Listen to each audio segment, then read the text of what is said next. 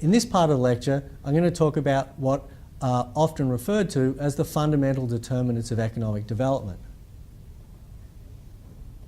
In the last part of the lecture, we saw how a big part of the story of the history of economic development is about how some countries have been more successful than others at creating, adopting and using methods of production with high levels of efficiency, and how this has then been manifested in higher standards of material well-being. That's a really important fact to know in our journey to understanding why some countries are rich and some countries are poor. But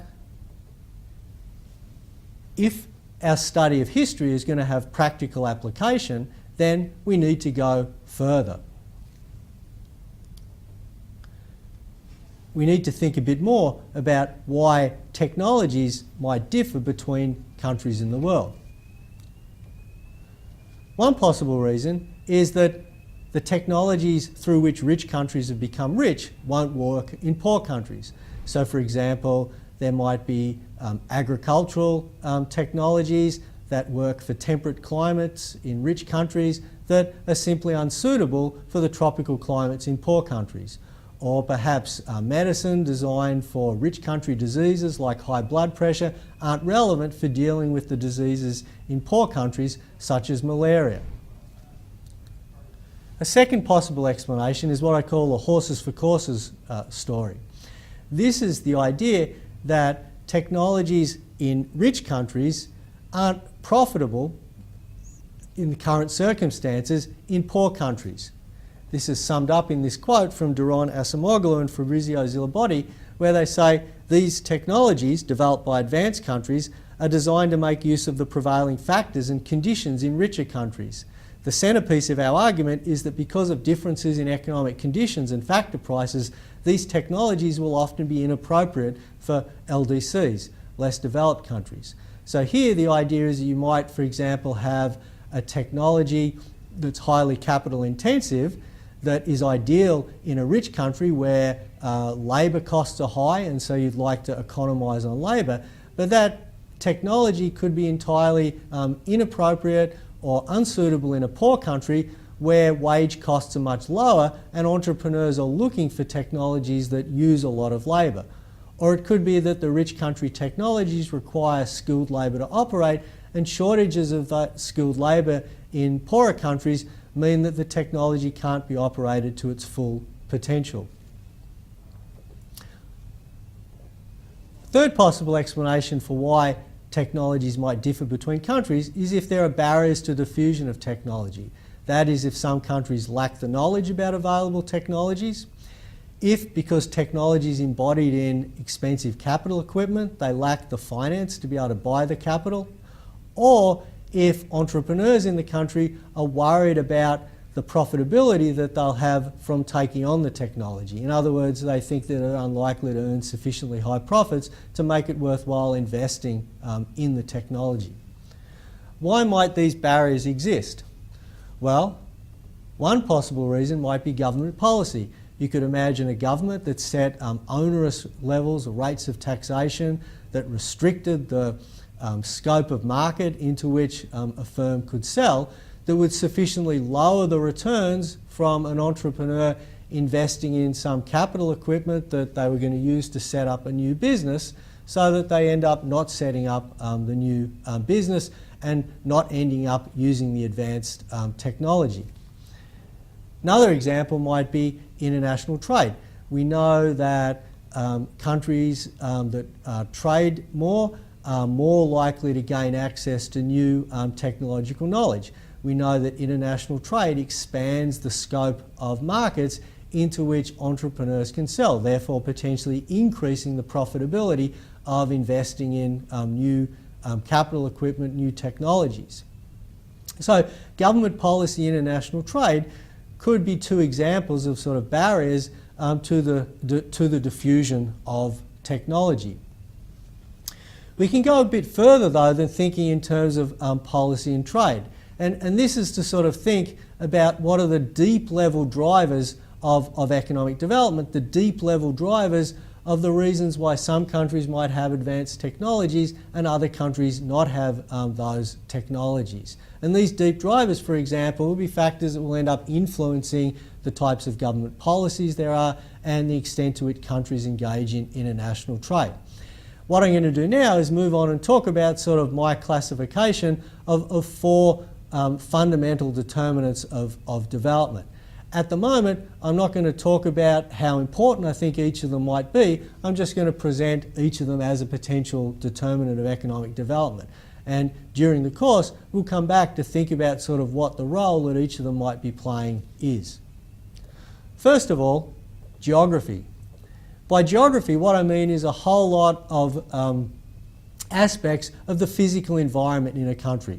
So the quality of natural resources such as soil or mineral resources, water, the climate, the disease environment, the size of the landmass, distance from main trading partners, access to port facilities, susceptibility to natural disasters, all could affect the scope for economic development and could affect the scope, for example, for adopting new technologies.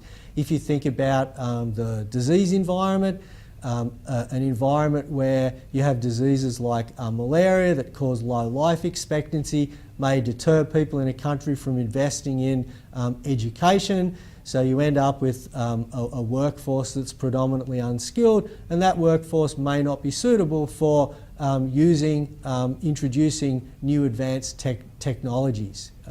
The size of landmass, to the extent that that's related to the size of population, that will affect the market size to which an entrepreneur can sell output that they produce using new technology. So geography is one factor which can affect economic development directly or through the incentives to adopt new technology to create new economic activity.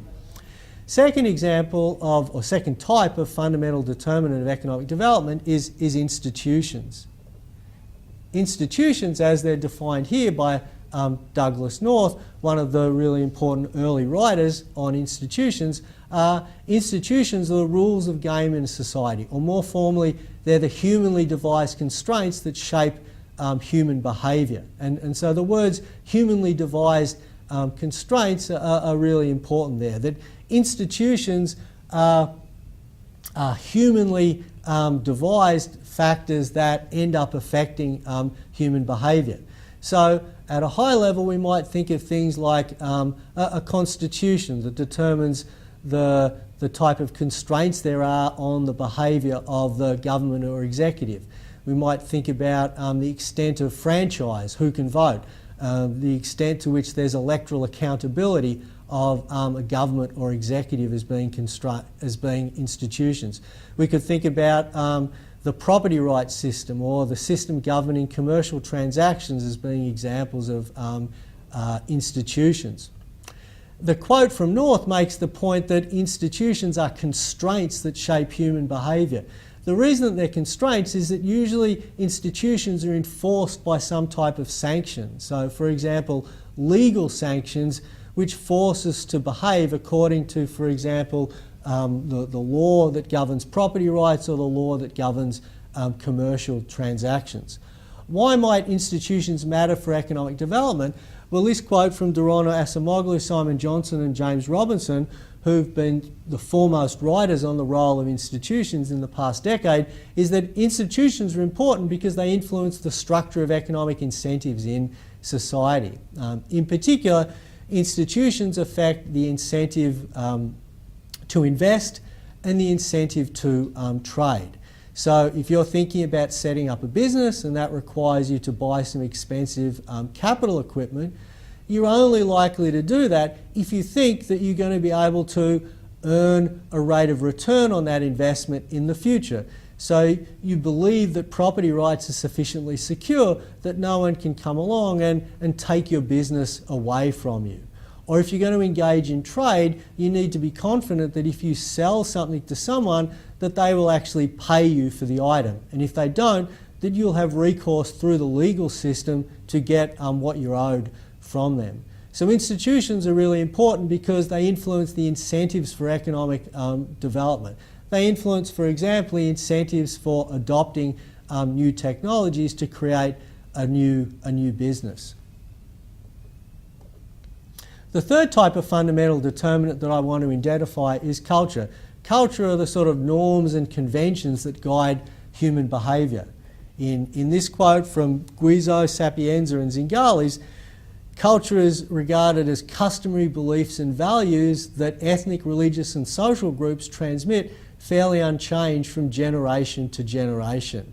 So these are norms and conventions that are relatively long-lived and that influence our behaviour. One example might be marriage conventions. A convention that in a particular country there are various classes that don't intermarry.